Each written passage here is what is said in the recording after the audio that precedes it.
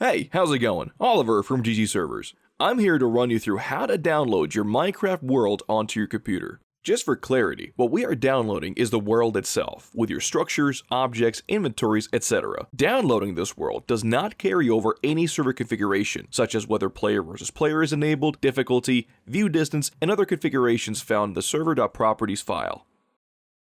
We'll cover both Java and Bedrock in this tutorial. Java and Bedrock worlds are stored a little differently, but you'll see it's still as easy for both of them. Let's start with Java. To download your Java world folder, open up your preferred FTP. In this instance, I will use FileZilla.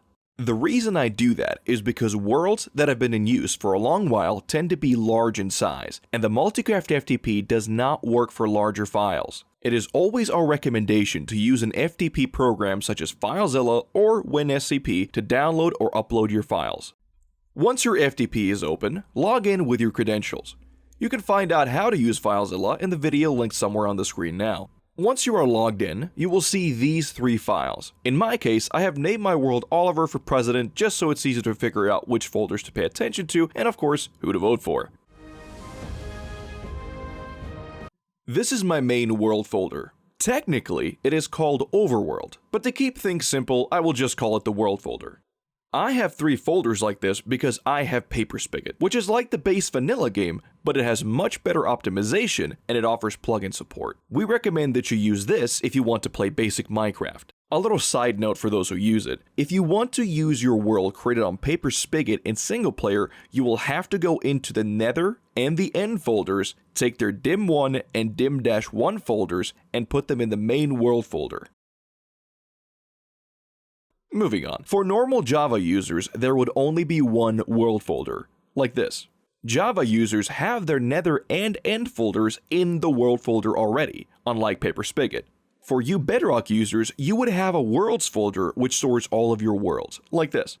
Now keep in mind that the server that you have may have more than one world stored on it. For example, here you can see that this PaperSpigot server has three different worlds. Amalip Anderson, Roof Koreans, and the one we saw previously, Oliver for President. Your world name may also just be world, though we always recommend changing that so that you know which world is which in the future. Your server can only be running one world at a time, which you can change from the Multicraft drop-down menu here.